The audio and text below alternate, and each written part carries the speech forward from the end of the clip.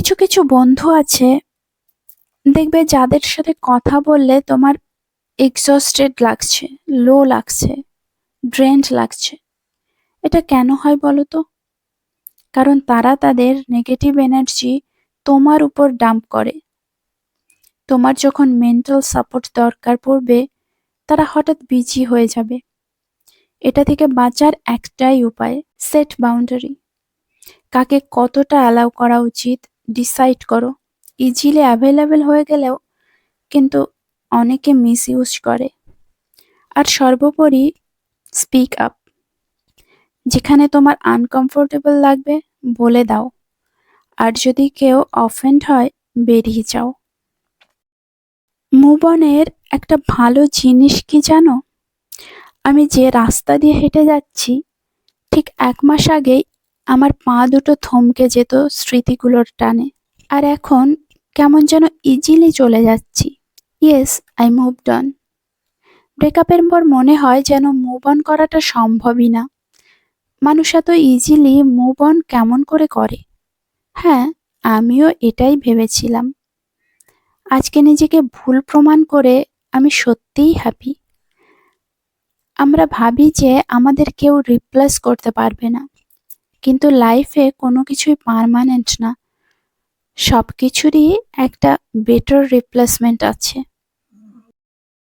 ভালোবাসলে সম্পূর্ণটা দিয়ে ভালোবাসবো। যদি তুমি গুরুত্ব দিতে না পারো, তোমাকে আমি অপমান করব না, অপদস্থ করব না।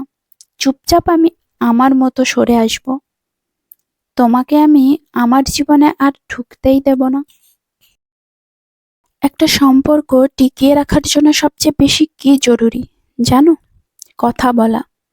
কথা বললে অনেক সমস্যার সমাধান বেরিয়ে যায়। যদি তোমার মনের কথাগুলো তোমার পার্টনারের সাথে শেয়ারই করতে না পারো, তাহলে সে তোমার কেমন প্রিয়জন? যদি তার বিহেভিয়ারে তুমি হার্ট হও, তাহলে সরাসরি কথা বলো। এতে তারও বুঝতে সুবিধা হবে। কথায় আছে না, কমিউনিকেশন ইজ দ্য কি টু এ হেলদি রিলেশনশিপ। জীবনে মানুষের আগমন সমুদ্রের ঢেউয়ের মতো, আসবে যাবে। এটা ম্যাটার করে না। ম্যাটার করে কারা থেকে গেছে আর কেন থেকে গেছে, সেটাকে বোঝো। বোঝো যে তোমার সাথে আছে কেন আছে। তাহলে নিজের ভ্যালু বুঝতে পারবে এবং ভালোবাসতে শিখবে। জীবন থেকে এটা বুঝলাম যে নিজের দুঃখ কষ্টের কথা কাউকে দেখাতে বা শোনাতে নেই। সেটা নিজের মধ্যে রাখাটাই ভালো। কারণ তুমি তোমার সেই দুঃখ কষ্টের কথা যত সবাইকে শোনাবে, সেই সবাই তোমার দুঃখ কষ্টের কথা নিয়ে তোমার তামাশা বানাবে। আর সেটাও তোমার অজান্তে। তুমি টেরও পাবে না। ভিডিওটি ভালো লাগলে অবশ্যই লাইক, কমেন্ট ও শেয়ার করবেন। আর আপনি চ্যানেলে নতুন হলে চ্যানেলটি সাবস্ক্রাইব করে পাশে থাকার অনুরোধ রইল।